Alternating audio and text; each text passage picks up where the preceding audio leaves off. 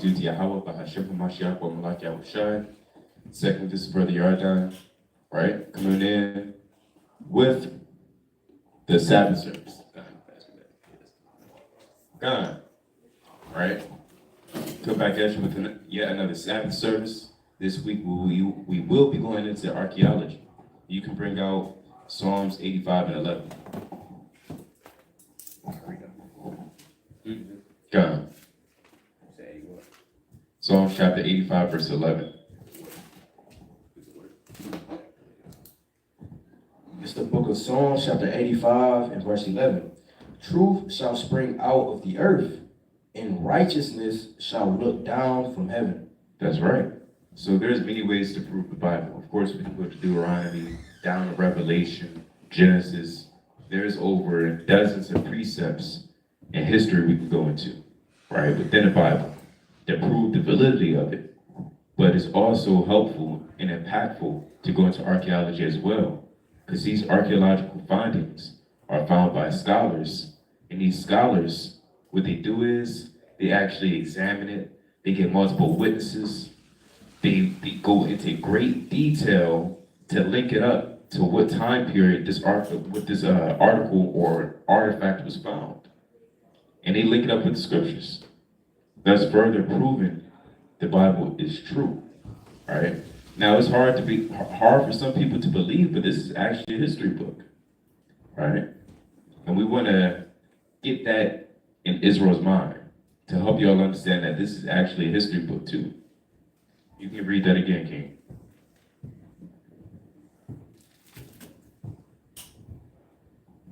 It's the book of Psalms, chapter 85 and verse 11. Truth shall spring out of the earth, and righteousness shall look down from heaven. Right, so the truth shall spring out of the earth. You're going to have a lot of artifacts and things popping up throughout the earth. And the Lord's doing that. So we can see it and understand that his word is true. That, people in the ancient world writing down these books, they weren't just winging it. There's actual proof left behind. There's still monuments, there's still stone tablets. We're literally on walls. The name of the Lord is etched throughout time. And today we're going to go through the history to prove it. You can get 1 Chronicles 25 and 8. And that's actually a gift, a talent to be able to go and search deep into history. Just the other day, for an example, I went to the bookstore in Detroit, one of the biggest bookstores in the Midwest. In fact, I believe even in Michigan.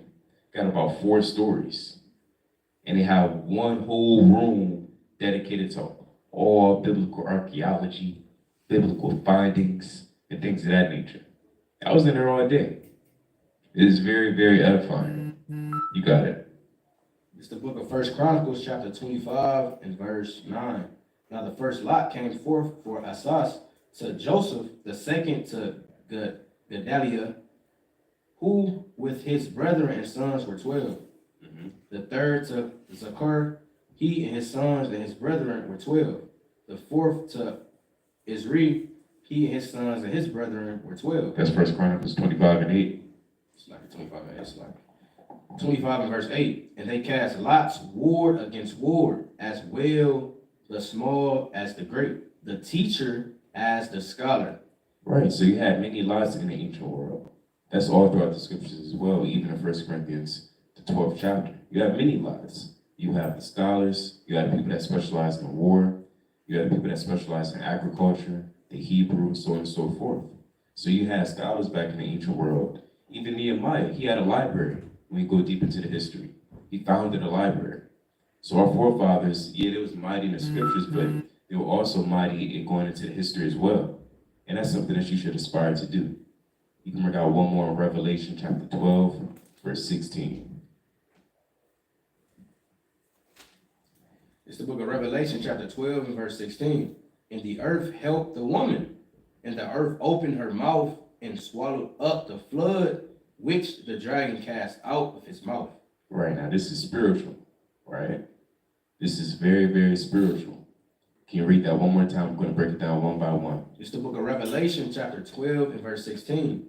And the earth helped the woman, And the earth opened her mouth and swallowed up the flood which the dragon cast out of his mouth. So that woman is Israel. You can start at verse 1. Verse 1 of Revelation chapter 12. And there appeared a great wonder in heaven, a woman clothed with the sun, and the moon under, clothed with the sun and the moon under her feet, and upon her head a crown of 12 stars. That's right. And the other one is Second Ezra's, where it says, this builded city, this woman is Zion. Okay. This is Zion. You got the precept. I think it's It's 10. 10 and 44.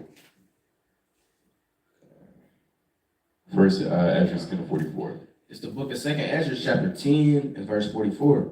This woman whom thou sawest is Zion, and whereas she is said unto thee, even she whom thou seest as a city builded. So Israel is personified as many things, right? The sheep, certain of the trees, but we're also personified as a woman.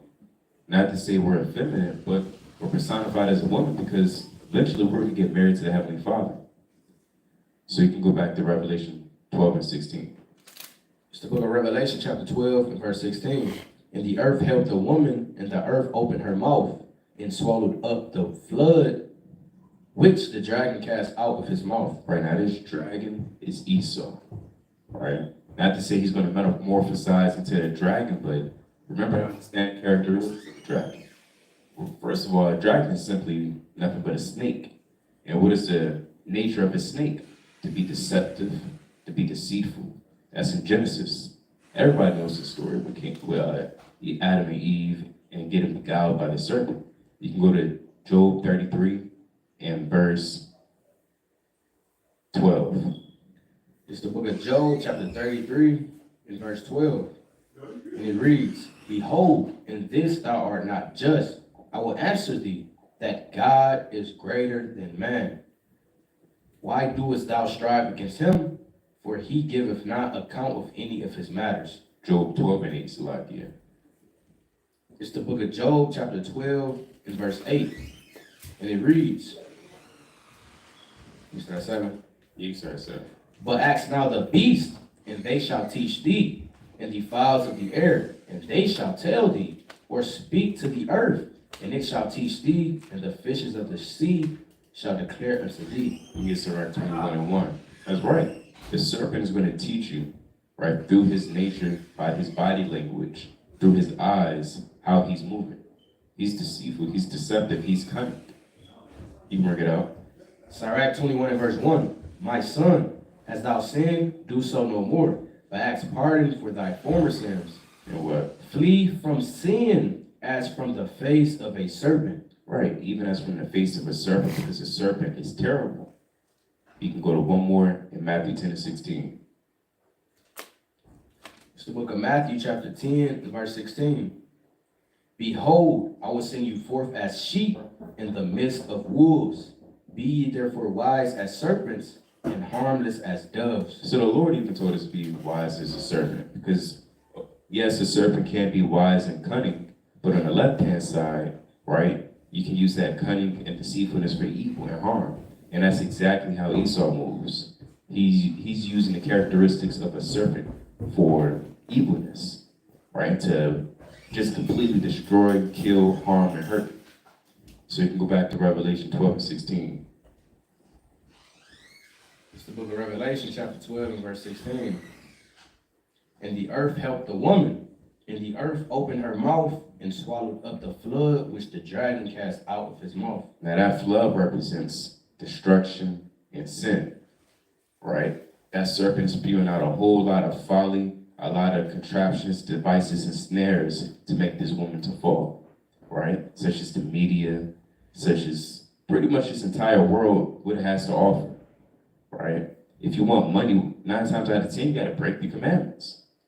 Right? If you want a woman, 9 times out of 10, she's going to be willing. And she's going to throw herself into you, right? That's the nature of today. And that's what this society promotes: whoredom and witchcraft and wickedness and lasciviousness. And so that's what this flood represents. Nothing but sin and evil. But yet the earth helped the woman, Even on a physical level, the earth helped the woman because we link that back up with Psalms 85 and 11. There's still a whole lot of information to prove that we're Israelites. Because the intention of that serpent spewing out that flood was to make Israel fall away, to literally drown Israel with negative information and with, again, wickedness. You can bring out Psalms 83 and 1. It's the book of Psalms, chapter 83, and verse 1, and it reads, Keep not thou silence, O God, hold not thy peace, and be not still, O God. For lo, thy enemies make a tumult, and they that hate thee have lifted up the head.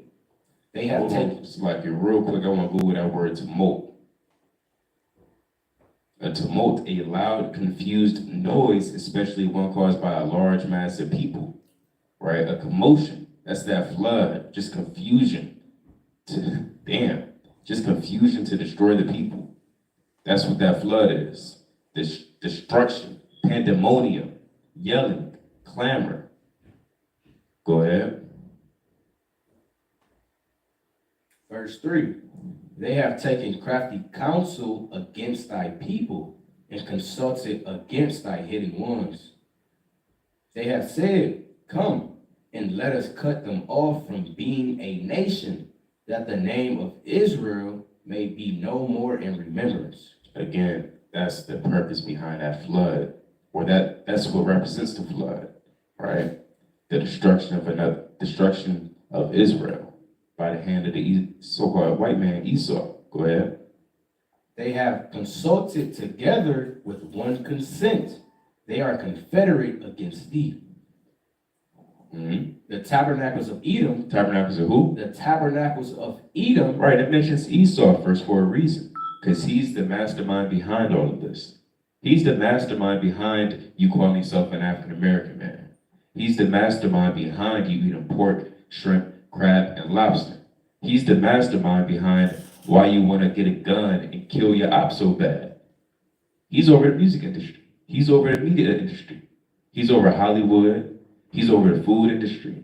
He's over the judicial industry. He's over everything. And he's going to use all these institutions to make you fall. Go ahead. And the Ishmaelites. And of course, the Ishmaelites and other nations. With that being said, we can go back to Revelation 12 and 16 one last time. It's the book of Revelation, chapter 12 and verse 16. And it reads, And the earth helped the woman, and the earth opened her mouth and swallowed up the flood which the dragon cast out of his mouth.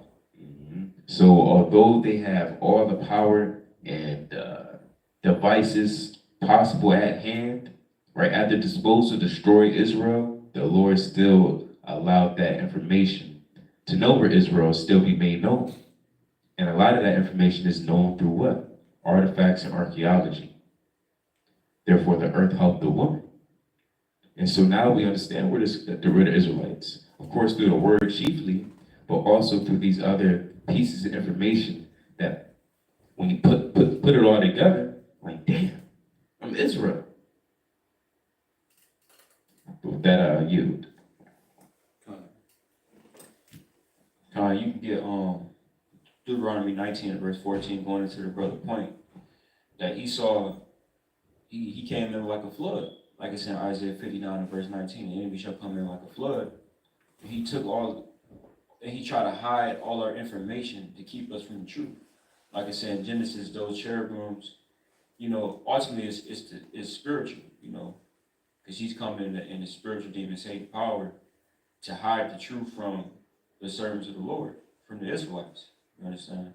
So let's get Deuteronomy 19 and verse 14. It's the book of Deuteronomy, chapter 19 and verse 14. Thou shalt not remove thy neighbor's landmark. What the Lord say? Thou shalt not remove thy neighbor's landmark. And that's what the so-called white man did, man. He removed our ancient artifacts. He destroys our ancient the statues and ancient relics to hide the truth. He's removing our landmarks. Understand?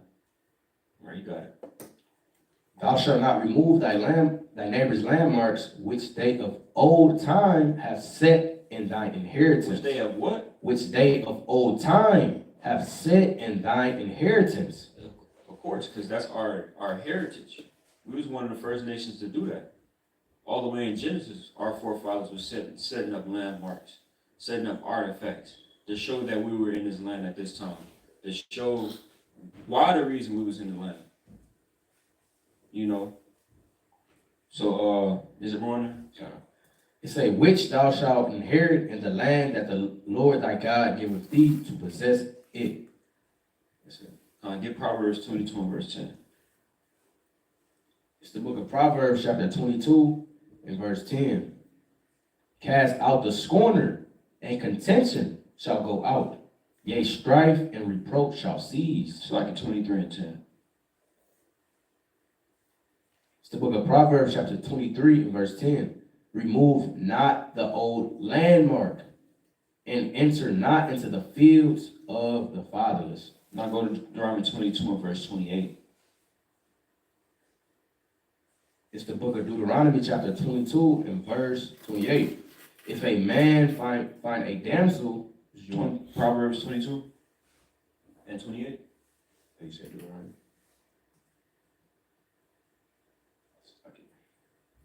It's the book of Proverbs, chapter 22, and verse 28.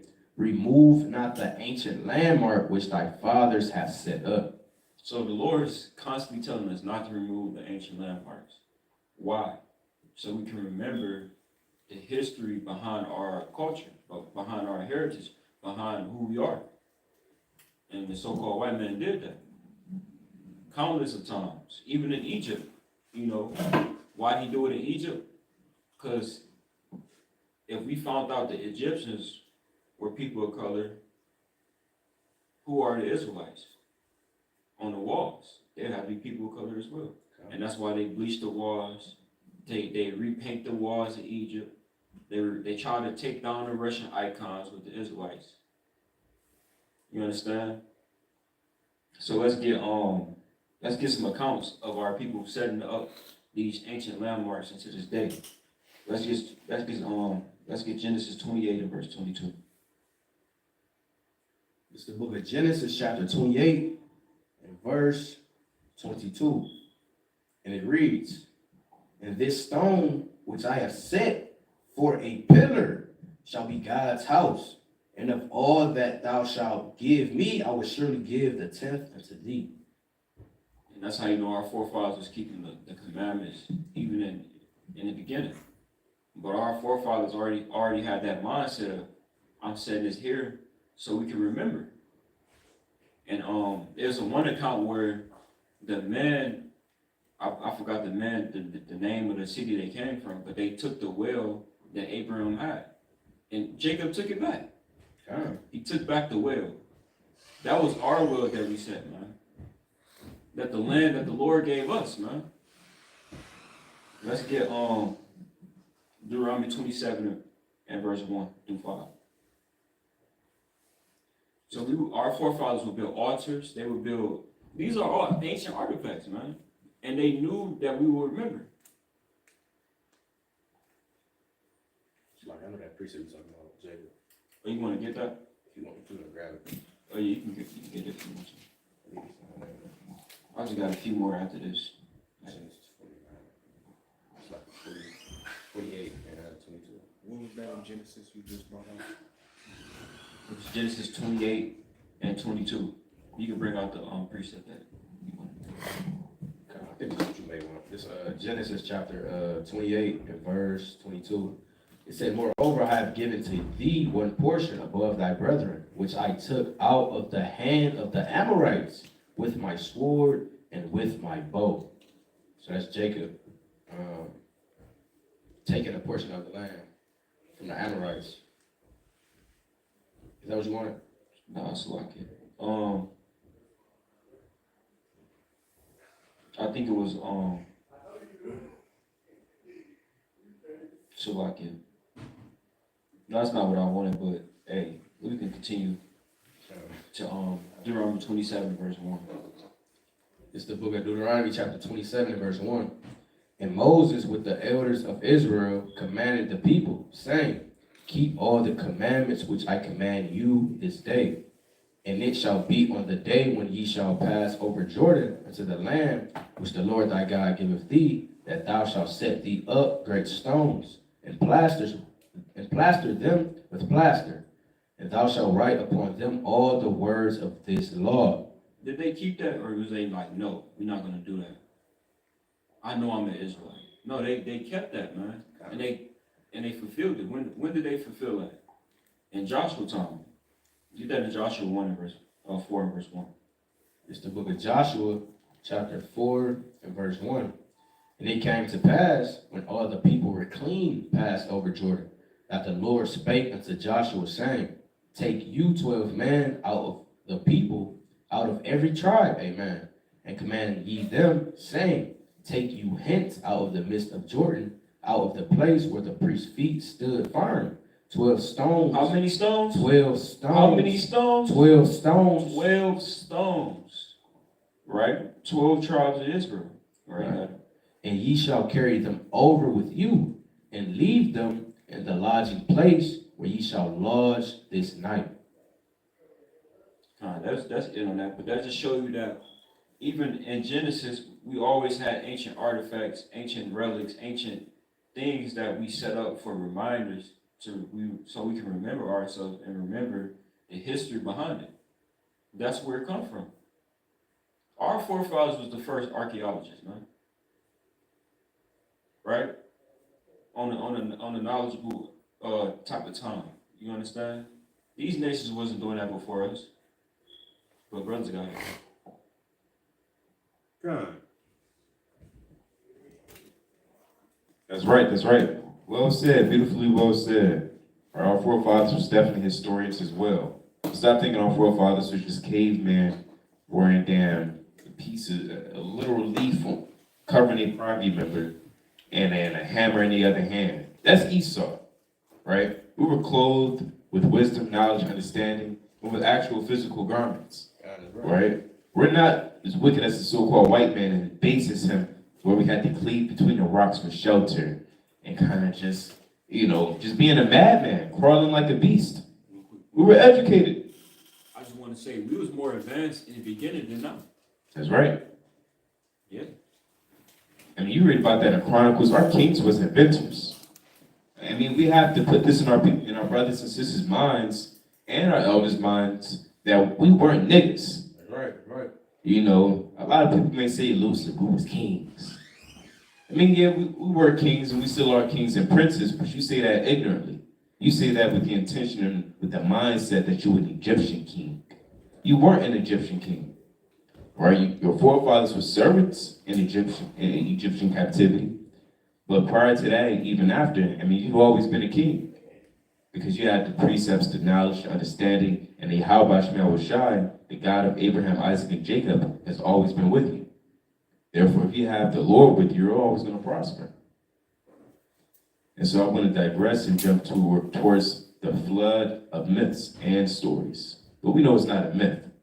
Esau has to sprinkle in a little, folly, but you got to chew the meat and spit out the bones. But notice that every culture, every nation upon the face of the earth has a similar flood story.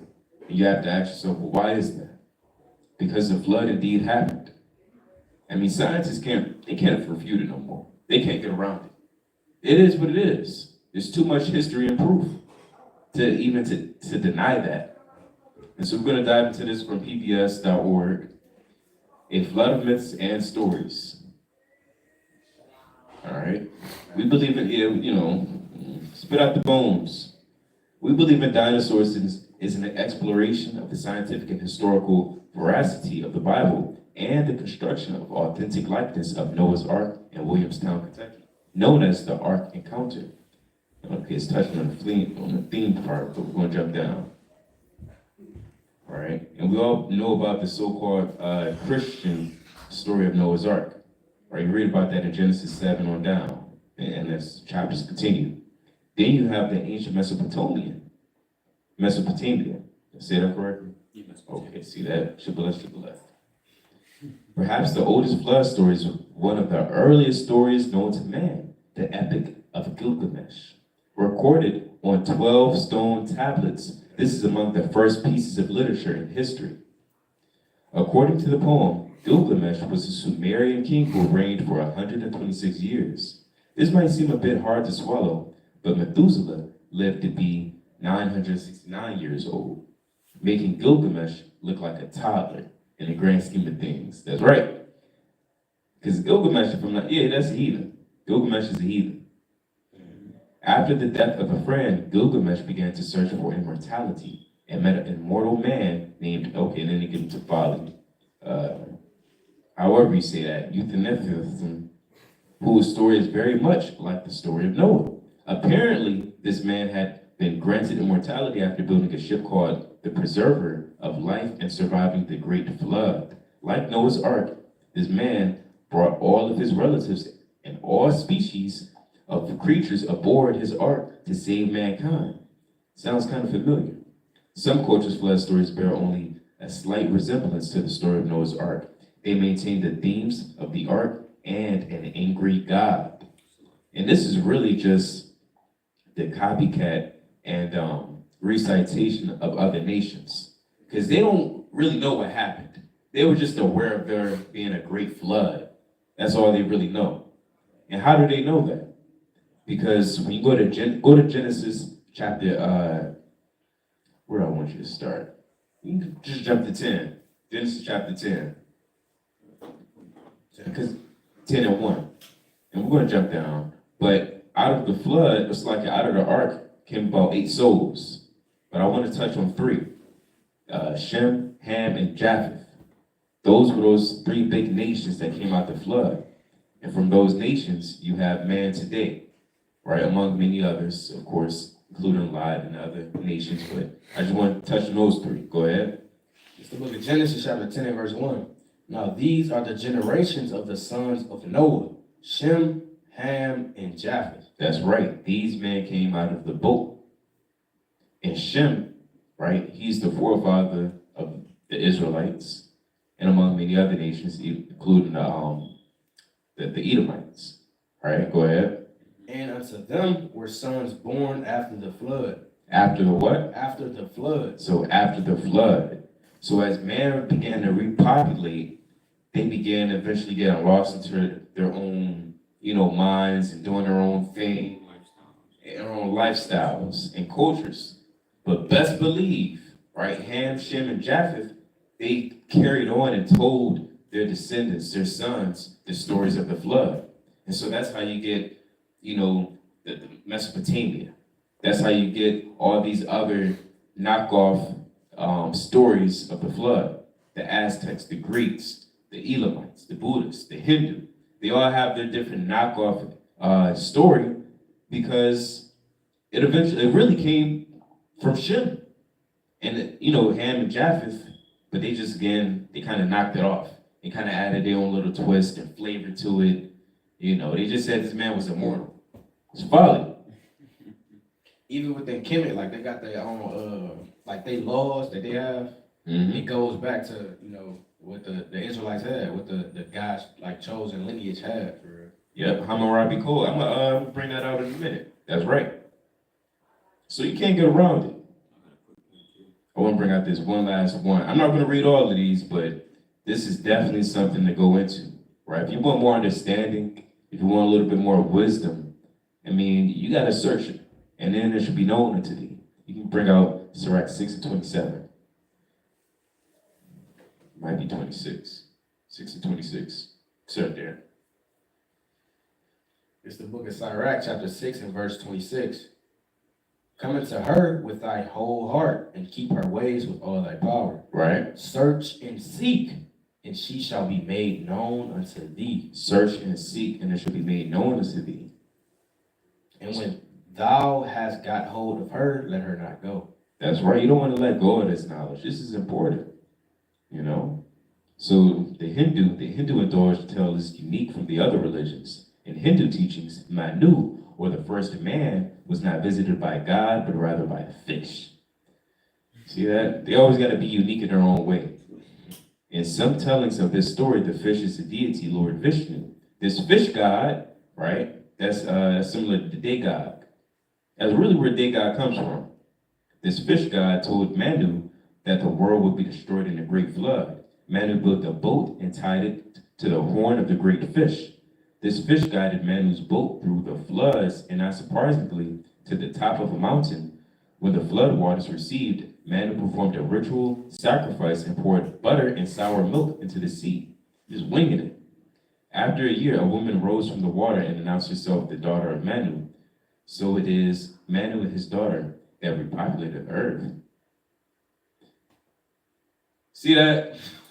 We're not dealing with that. We're not dealing with a man repopulating the earth with his so-called daughter. That's folly. Pour buttermilk. It's like it. Pour butter and sour milk. That's unclean. That's unclean on like 3-4 different levels. So these heathen, man, my gosh. I don't want to read the Buddhist story. It's probably going to be worse. You got this thing. But nevertheless, right? You know, once you spit out all the bones, you still understand that there's a universal theme amongst these cultures. And that is, there's a flood narrative, a flood story, which is actually true.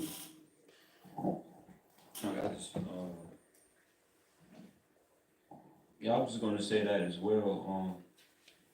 Because they didn't document anything in the ancient times. They just passed it on by oral tradition. And Genesis, you know. But you can get Genesis, this last point, Genesis 1 on down to verse 4. For archaeological evidence, you know. You said 1. 8 and 1. It's the book of Genesis, chapter 8, and verse 1. And God remembered Noah and every living thing and all the cattle that was with him in the ark. And God made a wind to pass over the earth, and the waters assuaged. The fountains also of the deep and the windows of heaven were stopped, and the rain from heaven was restrained. And the waters returned from off the earth continually. And after the end of the 150th days of the waters were abated, the ark rested in the 7th month on the 17th day of the month upon the mountain of Ararat. Gone. And scientists, you can pull up videos, scientists found the ark. This is an artifact, man. This is real. They found the ark resting in modern day Turkey on the same mountain, Ararat, where the scriptures say that it will be rested on. So not only does God tells you what happened in history in the beginning, he also shows you the proof of where it's at today. And scientists went into it, and you know, they actually went into the ark, and it's big enough. It fits the cubits of the length that God said it would be. It fits everything. You know, so that's just more proof to show you that, hey, the Bible is real. That's right. And a lot of you jakes are simple. Can you bring out Psalms 1? So like in Proverbs 1 to 21, a lot of you jakes are simple. You only believe until the so-called white man tell you. We was talking about it earlier. Right? That old, nasty, decrepit white man with the tie and the suit. Well, maybe specifically that bow tie. He always got the bow tie and the suit. And he always just... He coughs into his nasty-ass handkerchief every 3 minutes. Sorry, give me a minute. He got the monocle, the gray hair, the bald patch. He's always doing this. That's the people that you rather listen to. So we're going to show you. We're going to show you out the mouth of Esau. You know, and it's sad it's sad that we have to do that. It's sad that it takes to the point where we have to show you what Esau said for you to believe it. This is Proverbs chapter 1 and verse 22. How long, ye simple ones, will ye love simplicity, and the scorners delight in their scorning, and fools hate knowledge. Fools hate knowledge. Unless it come from Esau, your daddy, right? You can bring out 1 Corinthians 1 and 22. It's the book of 1 Corinthians, chapter 1, and verse 22. And it reads, "For the Jews require a sign, and the Greeks seek after wisdom." That's Jake. That was Eve the other day. Prove it. Prove it. Without the Bible. They always say, show me I'm an Israelite without the Bible. Prove it and then I believe it. I mean, hey, here's the proof. I mean, the proof is in the pudding, as the saying goes. So here you have it. I'm going to play a few clips. Yeah, you got that one Denzel movie, say you can't handle the truth. Something like that. Yeah. You can't handle the truth. Did Denzel say that? Or was, It was, might have been. Yeah, it was, that Nicholas dude. Yeah. Something. Nah, the other one. The something Nicholas, Michael Nicholas, something like that, in that army movie. Yeah, but that's a lot of you jakes. You can't handle the truth. Oh yeah, it's that army movie. What's his name? Jack Nicholson. Yeah, Jack Nicholson. See that? I watched that movie.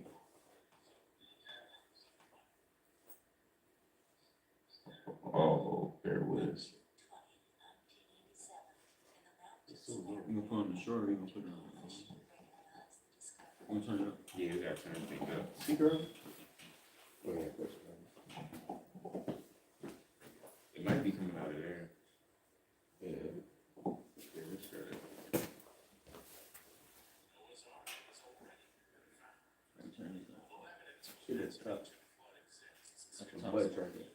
This one? There should be one button. See volume? It says Volume. S and M. I don't see no volume. Oh, that's C. You turn your what's going on? Yeah, it's all the way up. Well, you just find it on my phone. Play it. God. You can just play visual. What's it called? Oh, let me try something.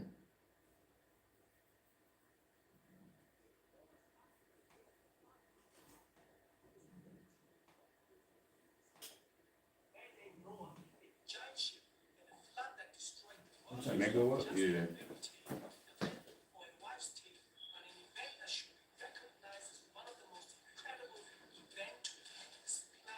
Is your computer up? Yeah, let's see. It was just working. It got a little louder, so we're just gonna have to listen. And if the audio won't pick up, you know, we'll just recite what they said.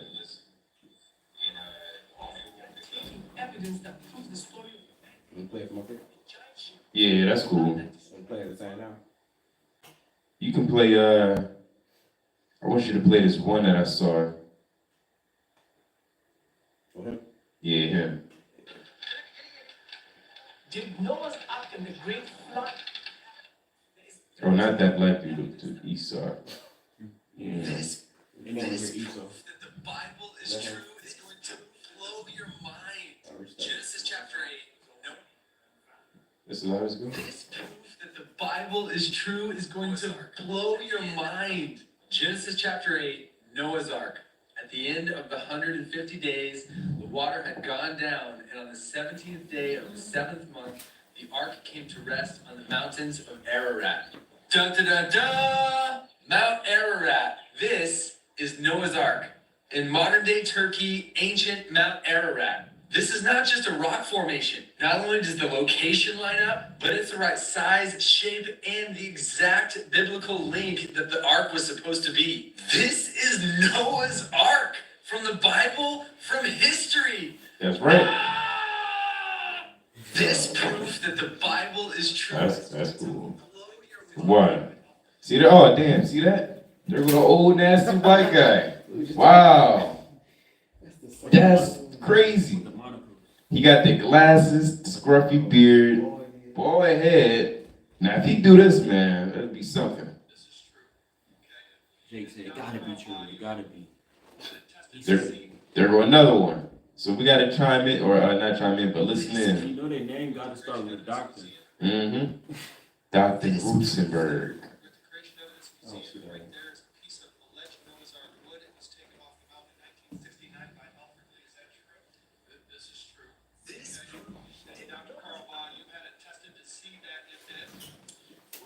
To see if it was saturated within and without with pitch, and it certainly is saturated within and without. at such an angle. Just like the Bible says. Just like the Bible says. We're at the Creation Evidence You Museum. found it? Right there is a piece of Nah, I can't find it. No, that's all right. alleged Noah's Ark wood. It was taken off the mountain in 1959 by Elmer Lee. Is that true? This is true. Okay. And Dr. Carl Baugh, you had attempted to see that it. We wanted to see if it was saturated within and without with pitch. And it certainly is saturated within and without with pitch. That's the reason we cut it at such an angle. Just like the Bible says. Just like the That's Bible right. says. I'm gonna read this from Grove's books of Bible charts, maps, and timelines. Now it literally has a whole portion in this book that's titled 100 Proofs for the Bible. And this is for the Old Testament. So it reads, and this is pertaining to the ancient flood story. So this is the archaeological find. Accounts of massive flood, accounts of a massive flood are found in many cultures around the world.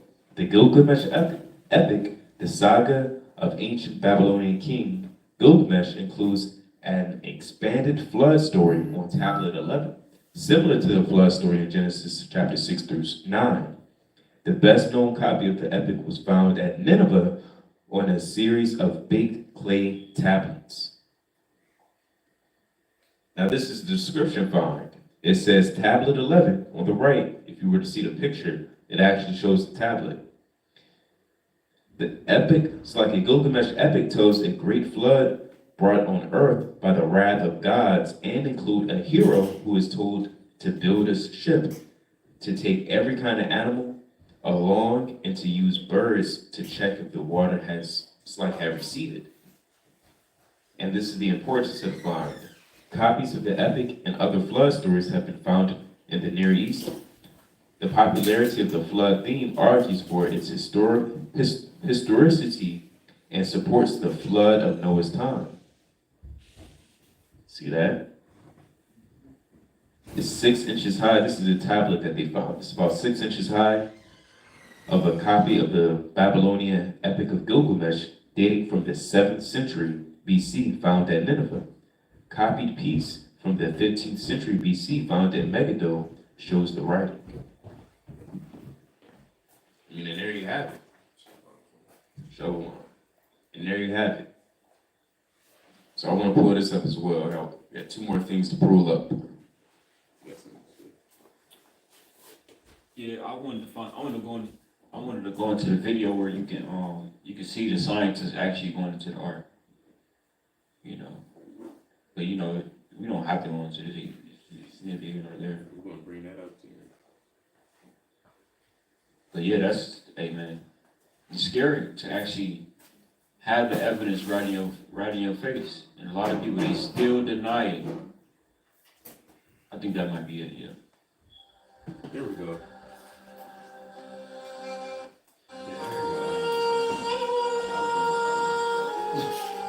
I think it was the short, that's what made the volume. So, second deck of Noah's Ark in Mount Ararat. So I don't want to ever hear a brother say, well, I don't know about that story. That seems too funny. Seems too far-fetched. It's right here, brother. Here's the video. Here's the proof. Go ahead. Or play the video.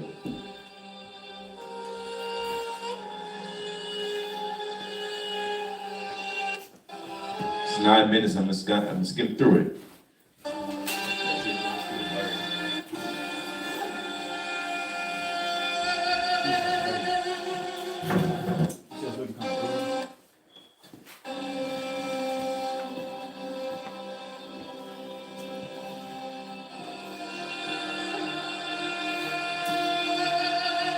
So it says, around noon on Sunday, November 9th, 2014, we entered and explored the structure that generations of those who live in the villages on this mountain.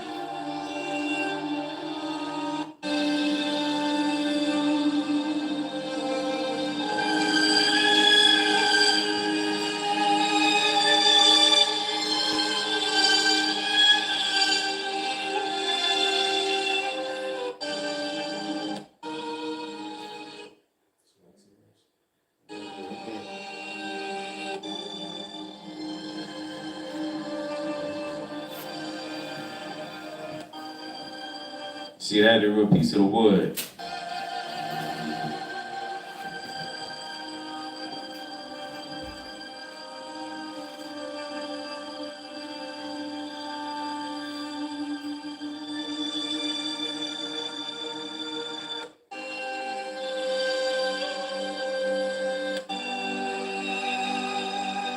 See that? That's the structure.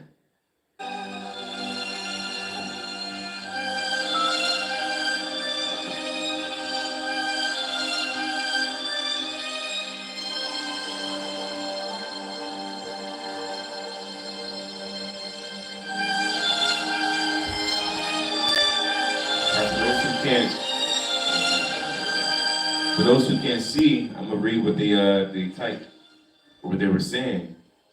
As we shined our lights further down the passage where we were walking, that scene suddenly changes. As our flashlight surveyed the end of the tunnel, I see a long passage between two walls that narrows towards the top. He's describing his boat that he's in, Noah's Ark. The wall to our left slants outward as it reaches the floor, which worked wooden pieces sticking out of here and there. The walled passage extends as far as our flashlights can reach into the darkness.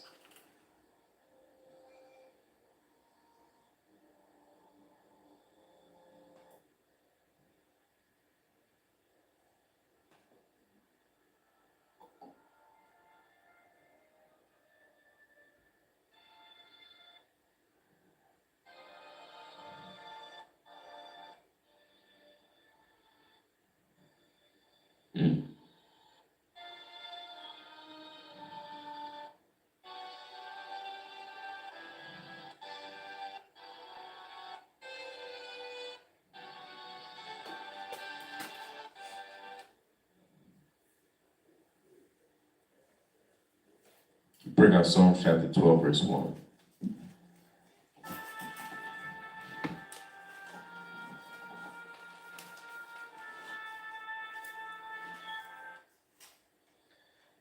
It's the book of Psalms, chapter 12, and verse 1. Help, Lord, for the godly man ceaseth, for the faithful fail from among the children of men.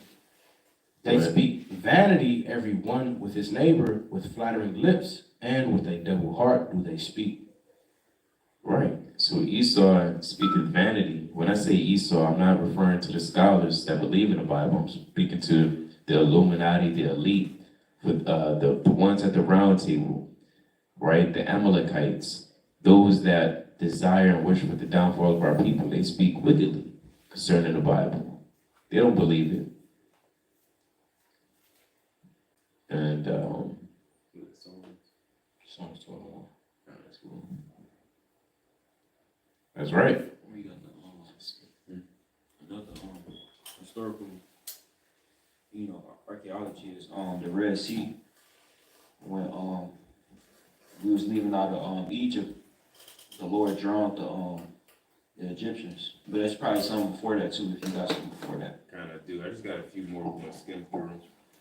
I want to touch on the law of Salakia, the law code of Hammurabi. It says the black dire. Yeah, you can type in the law code of Hammurabi. It says this black diorite steel, a carved upright stone slab, was commissioned around 1750 BC by Hammurabi. Hammurabi's king of Babylon. It contained about 300 laws. The steel was found partially defaced at Susa in Iran today, where it was taken as loot in the 12th century BC. Right, that's the archaeological find. They actually found, right, the law codes of a Babylonian king for his society over thousands of years ago. On top of the code, Hammurabi writes, the king is shown in front of a seated deity, Marduk. The king's laws are written on the remainder of the steel for public display. The steel is more than 7 feet tall. Some of the laws and the way they are written are remarkably similar to those found in Exodus, Leviticus, and Deuteronomy, indicating that a common law existed in the ancient Near East. For example, Lex talionis, an eye for an eye, is found in both the law code of Hammurabi and Exodus 21, verse 24. Unlike Hammurabi's code, the biblical law is between God and his people. And it's something I want to address to that as well. Yeah, you can play that. But before you play that, Israel, the law came orally first, chiefly first. So a lot of people, they'll say, well, the Bible copied off of Hammurabi. So, because they had it written. That's not true. That's not true at all. Some nations just wrote it out, right? But we kept it orally at first, traditionally at first. And that's okay, right? When you establish order in your household, it starts by what? By just speaking to your household, saying it's going to be like X, Y, and Z. So that's how the Lord dealt with us. We did it traditionally and orally. You can go to Genesis chapter 4, verse 1, Bob Sharp. Genesis chapter 4, verse 1. We're going to give Israel an example. It's the book of Genesis, chapter 4, verse 1. And it reads, And Adam knew Eve, his wife, and she conceived, and bare Cain, and said, I have gotten a man from the Lord. And she again bare his brother Abel. And Abel was a keeper of the sheep, but Cain was a tiller of the ground. Go ahead. Verse 3. And in process of time it came to pass that Cain brought of the first fruit of the ground an offering unto the Lord. And Abel he also brought of the firstling of his flock, and of the fat thereof. Wait a minute. Where did these men know and understand how to perform an offering and a sacrifice upon an altar? How did they know that? Let's go to Genesis 3 and 21. It's the book of Genesis, chapter 3, and verse 21. Unto Adam also and to his wife did the Lord God make coats of skin and clothe them. That's right. That represents, right, the introduction of animal sacrifices, right? Because through sacrificing these animals, it covers them for their sins. That's why it says it clothed them. And so, when you extrapolate and continue to read, you'll understand that Cain and Abel received these instructions through who? None other than their father, Adam. You can go to Proverbs 4 and 1. And Adam received his words from the Heavenly Father. Sure. It's the book of Proverbs, chapter 4, and 1. In verse 1. Hear, ye children, the instruction of a father, and attend to no understanding. For I give you good doctrine, forsake ye not my law. Right, forsake ye not my law. Right, our word was performed orally, and it was exercised literally. You can bring out Sirach 22 and 4. So don't get, discouraged if somebody say, well, Sanskrit is the oldest written language. It's older than written language in Hebrew. So that's what Ishmael or Elamite said to us. He said, well, Sanskrit is older. Well, so what? Who cares? I don't mean nothing. We're still God's chosen people. We're still the Israelites of the Bible. That doesn't deflect, it doesn't negate or, prove any less that we're Israelites. Y'all just ran it out. We did it. Big whoop. What do you want? Got a quick point on that too. Get Acts 7 and 53. The way I was, holding one, yeah.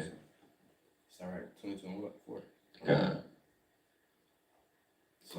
Sirach chapter 22 and verse 4.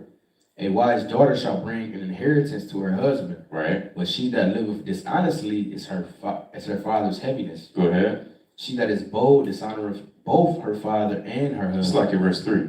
Verse 3. A evil-nurtured man is the dishonor of his father that begot him, and a foolish daughter is born to his loss. Yeah, and Cain was that evil-nurtured son. Right, he just wanted to be wicked. That's all I really wanted to touch on. But the main point was that Cain and Abel understood the concept of animal sacrifices, right? Although Cain didn't do it and perform that which was right, even being told, right? It's like Abel did. And this was all done orderly. Get Acts 7 and 53. Because I wanted to touch on that point that the brother was making. Just because y'all had it written down doesn't mean that y'all better than us. You know, ultimately, that don't mean y'all have the whole fullness that the Lord gave us. You know, get Acts 7:53. This is the book of Acts, chapter 7, verse 53. Who have received the law by the disposition of angels and have not kept it. Because we got the law. You might say, oh, Harambe's code is way older, but we had the law through the Most High by angels, man. They didn't get the law by angels, man. They didn't get the testimonies of the Lord, man. Elon wasn't brought through the Red Sea, man. They didn't get the promises, man. The Lord wasn't dealing with them, man. That's the point. The Lord was dealing with us, and it was to show his might, because we was one of the youngest nations, man. And we was one of the smallest nations. And he made us a mighty and great nation. And just because he has, one code in there, an eye for an eye, doesn't mean they got all the other commandments. You know, I just want to touch on that point. That's right. They say, see that? I got you. Brother, that don't mean nothing. That means literally nothing. And there's still prophecy. There's actual prophecy in the Bible. You ready to get some? We're going to play this video the brother pulled up. And I'm not led to believe that. I'm still led to believe Pictograph Hebrew was the oldest. Really. But, let's watch this video. We're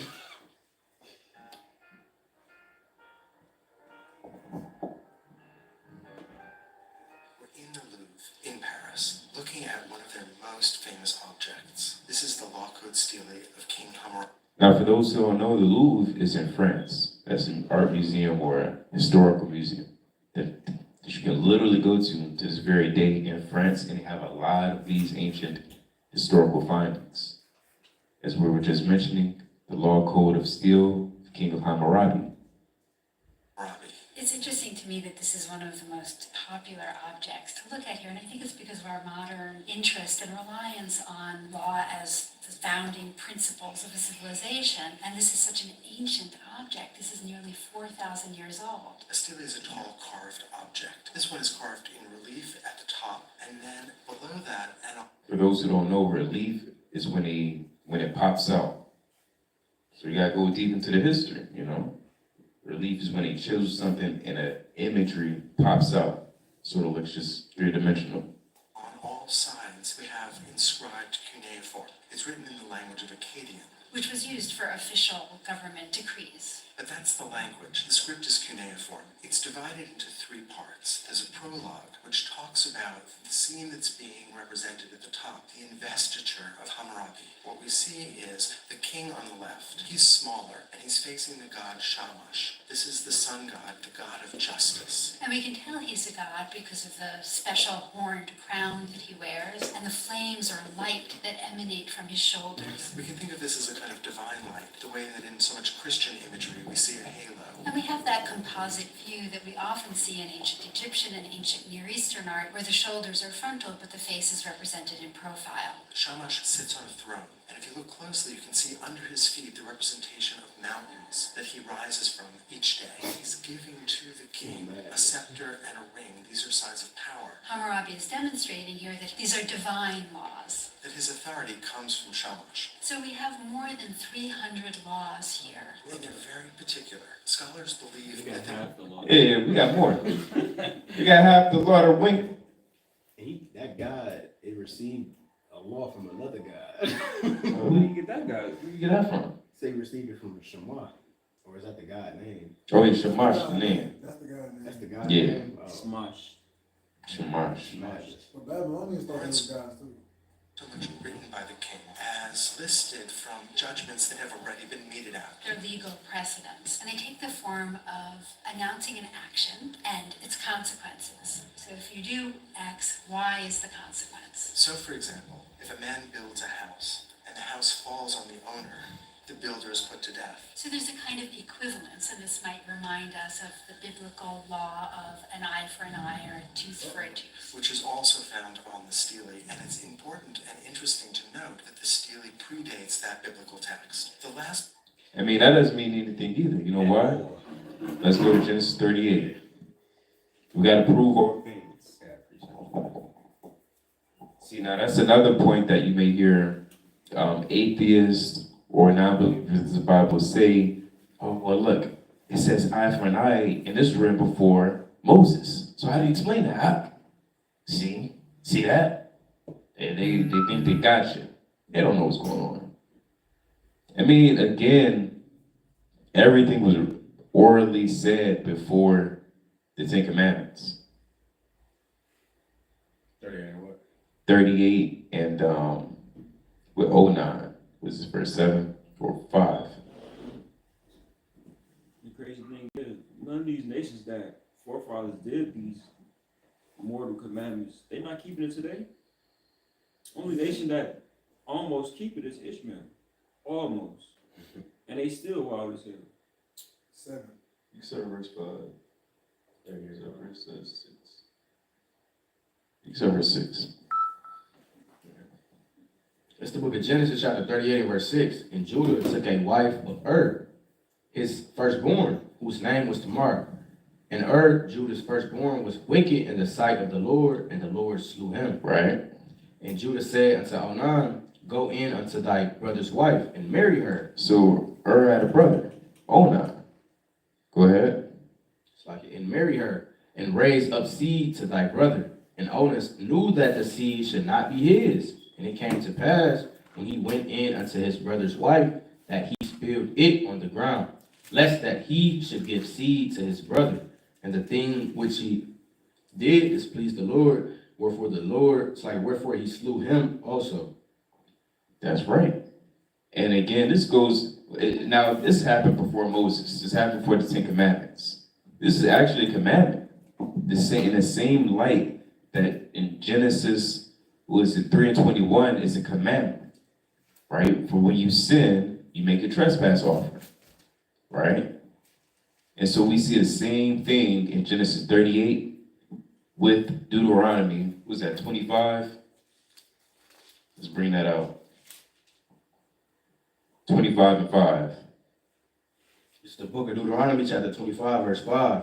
If brethren dwell together, and one of them die, and have no child, the wife of the dead shall not marry without unto a stranger. Her husband's brother shall go in unto her, and take her to him to wife, to perform the duty of an husband's brother unto her. That's right. So again, this was done during the time of the patriarchs. This was done in the very, very, very, very beginning. All right. So a lot of people say, well, eye for an eye, the Bible copied that. No, they didn't.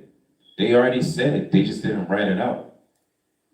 And so because they didn't write it out, they say, well, look, the Mesh is still, or it's like the Hammurabi's code is above it.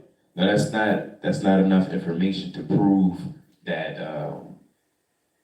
that they were first. That's insignificant. That's what you call an insignificant amount of information to prove your case. It's not enough. You got it. I got precept. It's Genesis chapter 9 and verse 5.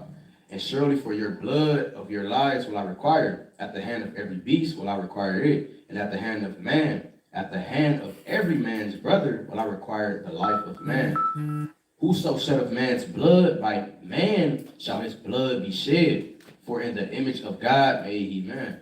So this is a commandment that we received, the chosen lineage received before that code was even established. In Genesis, the 9th chapter, which is blood for blood. All right. If you murder a man, you shall be, put to death. That's right. I got one more. You can go to Genesis chapter 48.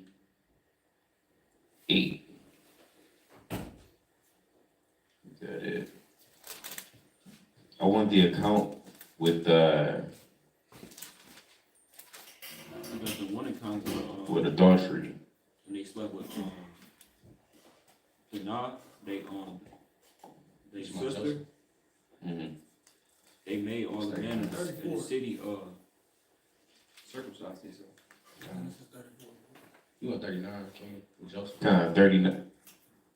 It's 39? Nah, that's what I want, the water. It's the book of Genesis, chapter 39, and verse. Let's start at. Yeah. You need to hold the count or. Just the account where he said, how shall I commit this great sin? Yeah, I see it. There you go. Verse is it? You can start at verse 12. This is the book of Genesis, chapter 39, and verse 12. And she caught him by his garment, saying, lie with me. And he left his garment in her hand and fled and got him out. I think it's before this. It's like it start verse 9. Verse 9. There is none greater in this house than I, neither have he kept back anything from me but thee, because thou art his wife. How then can I do this great wickedness and sin against God? And who told him that was sin and wickedness? His forefathers, before it was written out. So again, you know, for you gainsayers, for you wicked men, I mean, whose mouths must be stopped. I mean, you need more proof. You need more proof to show that the Hammurabi Code is older than the Bible. Because, you know, it's not enough. Anybody got anything else for Continue? It's part of the text, what is often referred to as the epilogue, speaks to the posterity of the king, of the importance of his rule, and the idea that he will be remembered for all time. This is certainly not a unique stele. And the reason why we do bring this out is to show Israel that in reality, they actually copied from us among many other nations. That's the reason why we do bring this out. In terms of recording laws, but it does survive largely intact. When it was discovered, it was broken only into 3 parts, which you can still see today. These laws, almost 4,000 years old, tell us a tremendous amount about Babylonian culture, about what was important to them. So many of these laws deal with agricultural issues, issues of irrigation, and are clearly expressing points of tension in society. A lot of them have to do with family life, too, and the king is, after all, You said what? God.